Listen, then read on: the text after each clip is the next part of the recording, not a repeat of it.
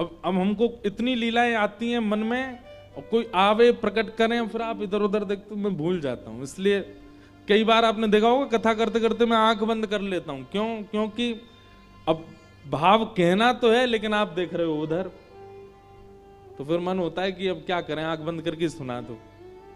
तो दक्षिण में श्री रंगनाथ भगवान की सवारी निकल रही थी एक बार।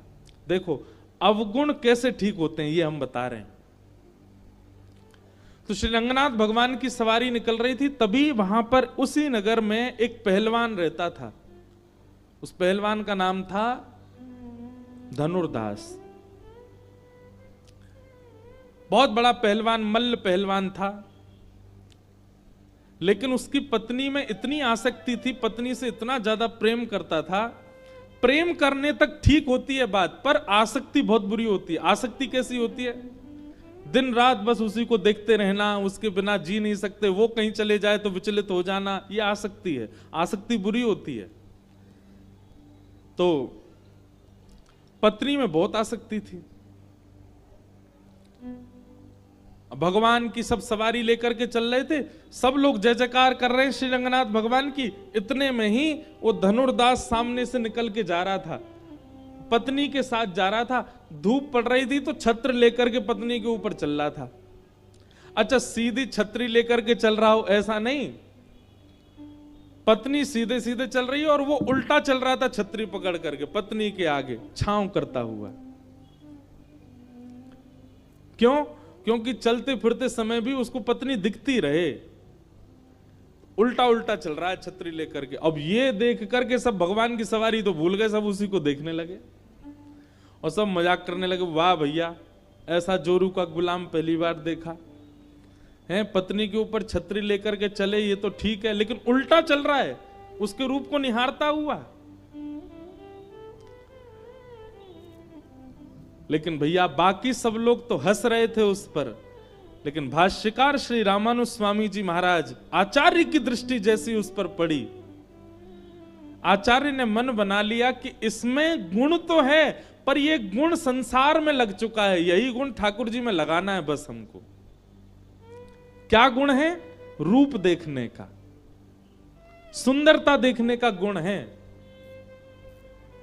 रामानुजाचार्य जी ने ये गुरु का स्वभाव होता है, ये आचार्य का स्वभाव होता है। वो दोष देख करके उसको दोषी समझ के छोड़ता नहीं। जैसे वैद्य, जैसे डॉक्टर के आगे कितना भी रोगी व्यक्ति आ जाए, डॉक्टर उससे घृणा थोड़ी करता है, वैद्य उससे घृणा थोड़ी करता है। बाकी के सब लोग उसको छूने में डरेंगे, बाकी के सब लोग उसके पास जाने में डरेंगे, पर डॉक्टर उसके पास जाएगा, उसका मुंह खोलेगा, कभी कभी जीभ में उंगली भी लगा देता है, सब जगह जहां भी स्पर्श करना है करेगा।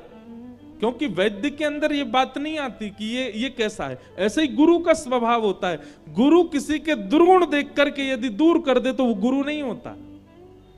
गुरु का स्वभाव कैसा होता है कि किसी के दुर्गुण देख करके तुरंत उसको स्वीकार करता है और उसके दुर्गुण को सद्गुण में परिवर्तन करने का प्रयास करता है। ये गुरु का स्वरूप होता है। रामानुजाचार्य जी ने देखा कि भाई पत्नी के पीछे छत्र लेके चल रहा है, वो भी उसके रूप को देखता हुआ। गुण तो है इसमें, क्या?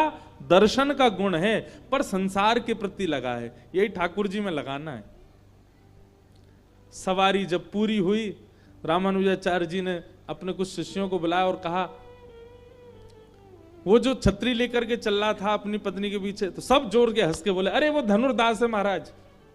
वो जब निकलता है घर से तो पूरा नगर तमाशा देखता है, अपनी पत्नी के पीछे पीछे ऐसे आगे आगे चलता है उल्टा छतरी लेके।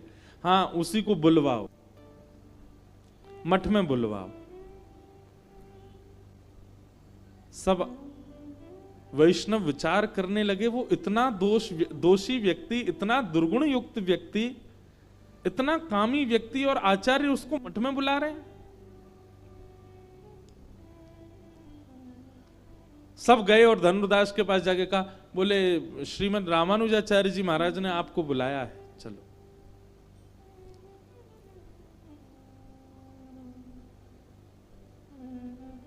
धनुर्दास बड़े भयभीत डरे हुए आए अपने, और आकर के रामानुजाचार्य जी को प्रणाम किया। बोले भगवान आज्ञा, आपने मुझे बुलाया। बोले भैया आज ठाकुर जी की सवारी चल रही थी, तुम उल्टे उल्टे चल रहे थे छतरी लेके अपनी पत्नी के आगे। बोले महाराज मैं क्या बताऊं, उसने तो अपनी पत्नी पुराण प्रारंभ कर दिया। उसके नेत्र ऐसे हैं, उसकी नासिका ऐसी है, उसके कान ऐसे हैं, उसके गाल ऐसे हैं, उसकी मुस्कान ऐसी है, उसके केश कैसे हैं। रामानुजाचार्य जी बैठे बैठे सुनते जा रहे हैं। बोले इतना सुंदर उसका स्वरूप है, मैं सौभाग्यशाली मानता हूं, भगवान ने कृपा करके मुझको इस जन्म में ऐसी पत्नी दे दी। और उसको देखे मुझे लगता है कि मेरा अगला क्षण कहीं अंतिम ना हो, उससे पहले मैं उसको देख लूं, इसलिए मैं हर क्षण उसको देखता हूं। रामानुजाचार्य जी बोले सारे लक्षण भगवत प्राप्ति के हैं, बस संसार में लगे हुए हैं। रामानुजाचार्य जी महाराज बोले अच्छा अगर तुम्हारी पत्नी से ज्यादा सुंदर तुम्हारे सामने कोई आ गया तो? धनुर्दास बोला, बोले मुझे विश्वास है मेरी पत्नी से सुंदर कोई नहीं हो सकता।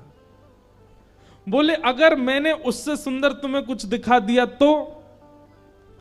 धनुर्दास बोला पहले तो मुझे अनन्य विश्वास है कि होगा ही नहीं, और कदापि यदि मेरी पत्नी से सुंदर कोई आ गया तो मैं जीवन भर के लिए उसका दास बन जाऊंगा। ऐसी निष्ठा हमारी भी नहीं होती। भगवान निष्ठा हो तो ऐसी हो जैसी धनुर्दास की। भगवान से सुंदर कोई और दिख जाए तो धनुर्दास पहले ही कह रहा है कि मेरी पत्नी से सुंदर कोई होगा ही नहीं, पहला विश्वास मेरा यही है। ऐसा ही होना चाहिए निष्ठावान को। हमारी निष्ठा कैसी? मंगलवार मंगलवार हनुमान जी को पूछते जा रहे हैं, एक आध 2 महीना बाद ही अगर हमारे व्यापार में थोड़ी कटौती हो जाए, लॉस हो जाए, तो किसी के कहने पर बदल देते हैं हनुमान जी को। बोले अब हनुमान जी तुम तो औरों से पूजवा, हम तो अब उनको पूजेंगे। उनको पूजने से हमारी निष्ठा तो ऐसी है। पर रामानुजाचार्य जी ने देख लिया दर्शन भी प्रधान है इसका, निष्ठा भी प्रधान है, विश्वास भी प्रधान है, बस संसार से हटा के ठाकुर जी में करना है। रामानुजाचार्य जी बोले तुम्हारी पत्नी से सुंदर हम तुमको कुछ दिखाते हैं, चलो। और लेकर के गए, और श्री रंगनाथ भगवान का दर्शन तो वो रोज ही करता था, दर्शन तो वो नित्य करता था। धनुर्दास को ले गए रंगनाथ भगवान के सामने, और रामानुजाचार्य जी ने जाकर कहा हे नाथ अब आप इसको प्रत्यक्ष दर्शन करा दीजिए अपना। आचार्य का कहना तो ठाकुर जी मान ही जाते हैं। इतने में ही पाषाण के रूप में विराजमान श्री रंगनाथ भगवान सचल शंख चक्र गदा पद्म धारण करके उसके सामने प्रकट हो गए, और प्रकट होकर के उसको दर्शन करा दिया। जैसे ही दर्शन किया, कंदर्प दर्प सुंदरताओं को भी अपने सामने लजाने वाले स्वरूप को जब ठाकुर जी ने प्रकट किया, धनुर्दास सदा के लिए ठाकुर जी के रूप का चकोर बन गया। कैसे सुंदर नेत्र, कैसी सुंदर नासिका, कैसे सुंदर कर्ण, कैसे सुंदर हाथ, कैसे सुंदर चरण, सर्वांगीण अंग का दर्शन करके आज धनुर्दास ने रामानुजाचार्य जी को वंदन किया। बोले भगवान मेरे नेत्र सदा व्याकुल रहते थे सुंदरता देखने के लिए, लेकिन आज वो देखा है कि अब इसके बाद और कुछ नहीं देखना। रामानुजाचार्य जी बोले देखो हम ये नहीं चाहते कि तुम पत्नी वत्नी छोड़ दो, लेकिन अब बताओ पत्नी के प्रति वो भाव है जो पहले? बोले नहीं भगवान वो मेरी पत्नी है, गृहिणी है, मैं तो उसको भी लेके आऊंगा और उसको भी इनका दर्शन कराऊंगा। अब अकेले नहीं, दोनों मिलकर के केवल इनकी आराधना करेंगे। और धनुर्दास अपनी पत्नी के साथ श्री रंगनाथ भगवान का सदा के लिए शिष्य हो गया। ये गुरु कृपा होती है, ये आचार्य कृपा होती है। तो अवगुण यदि चित्त में प्रकट हुआ है, वो अवगुण बाधा बनेगा भगवत मिलन में। उस अवगुण का एक ही तरीका है कि आचार्यों के सामने कथाओं में जब आते हैं तो कथा में आकर के उस अवगुण को प्रधान रख करके कथा सुनो। मेरे अंदर ये अवगुण है, इस भाव से अब कथा सुनो। धीरे धीरे वही अवगुण ही ठीक होगा कथा से। मुझ में ये दोष है, उस दोष को प्रधान रख के कथा सुनो। आप गुणवान मान करके स्वयं को कथा सुनोगे। क्यों श्रोताओं को नीचे जमीन पर बैठाया जाता है? ताकि भीतर दीनता आवे, ताकि भीतर सरलता आवे, ताकि भीतर ये भाव आवे कि हम दीन हैं, तभी कथा समझ में आएगी। आप बुरा नहीं मानिएगा सोफा और कुर्सी पे बैठे लोग, पर कथा का विधान तो नीचे बैठ के ही है। जिनके घुटने ठीक नहीं है, जिनकी कमर ठीक नहीं है, उनको कोई बात नहीं, पर जिनके हाथ पांव बिल्कुल स्वस्थ हैं फिर भी ऊपर बैठ गए, कथा उनको कुछ कर नहीं पाएगी, वो समझ नहीं पाएंगे। कथा के लिए तो आपको दीन बनना पड़ेगा, तभी कथा आप पर अनुग्रह करेगी। बिना दीन बने, मतलब ये तो वही बात हो गई, घाट के ऊपर खड़े होके कह रहे हो गंगा जी यहीं आके नहा जाओ, गंगा जी कहेंगी नीचे आ, और आकर के डुबकी लगा, गोता जब खावेगो तब तेरे ऊपर से निकलूंगी, तब तेरे पाप नष्ट करूंगी। वैसे ही कथा भी गंगा है, उसके लिए नीचे ही बैठना पड़ता है। उसके लिए दीन, नीचे बैठने का मतलब दीन बनना, नीचे बैठने का मतलब सरल बनना, नीचे बैठने का मतलब अपनी उपाधियों का त्याग कर देना। बहुत भाव है। और भैया एक बात सुनिएगा, ये 4 दिन से जो ये इतने ज्ञान के प्रसंग चल रहे हैं ना, वो इसलिए चल रहे हैं ताकि रस प्रसंग में जाओ तो कहीं उसमें आप में कोई अपराध ना बन जाए। क्योंकि जब रस प्रसंग में जाते हैं ना, श्री जी और ठाकुर जी के नित्य लीला का जब हम श्रवण करते हैं, ठाकुर जी के नित्य विहार का जब हम श्रवण करते हैं, तो कहीं ना कहीं किंचित उन लीलाएं और उन भावों में हमारे चित्त में कोई दोष उत्पन्न ना हो जाए, इसके लिए ये ज्ञान के परकोटे लगाने पड़ते हैं पहले। उसके लिए चित्त की शुद्धि आवश्यक है। इसलिए आप सब में देखो, हम लोग गुणवान नहीं है, बहुत अवगुण है हमारे अंदर। उन अवगुणों को अभी चिंतन कर लो यहीं बैठे बैठे, मेरे अंदर क्या क्या अवगुण है जो आपको पता है और हम सबको पता है हमारे अंदर अवगुण क्या है। उन अवगुणों को चित्त में धारण करके तब कथा सुनो। कथा आपको परिवर्तित कर देगी। 7वें दिन वो अवगुण का नामो निशान नहीं बचेगा जीवन में।